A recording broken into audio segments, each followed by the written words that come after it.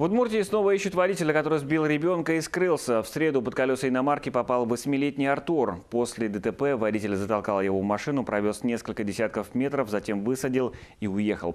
У мальчика перелом черепа, ушиб головного мозга.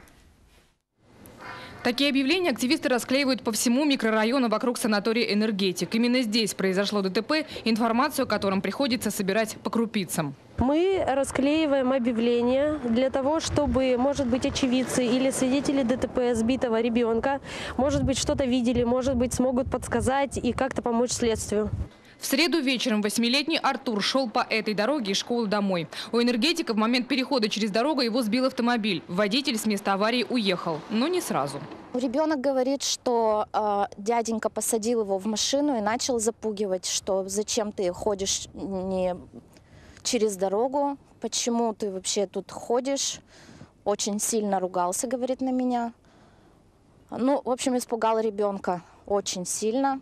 Ну и выкинул вот там вот на обочине. Именно выкинул, то есть вытолкал из машины, дав влажную салфетку вытереть кровь. К маме на работу Артур пришел без телефона. Она уверена, его тот, кто был за рулем, забрал, чтобы не дать возможности позвонить сразу.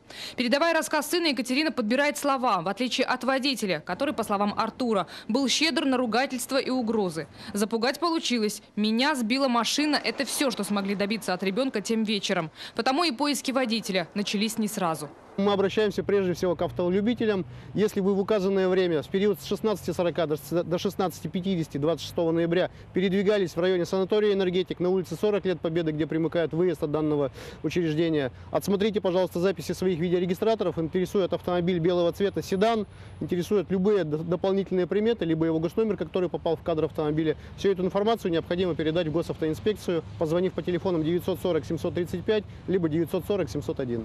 Водителю, по словам мальчика, на вид 25-30 лет. Основанием для поисков светлой иномарки стала запись с камер неподалеку. На ней видно, как уезжает белое авто, а затем Артур, держась за голову, идет к маме на работу.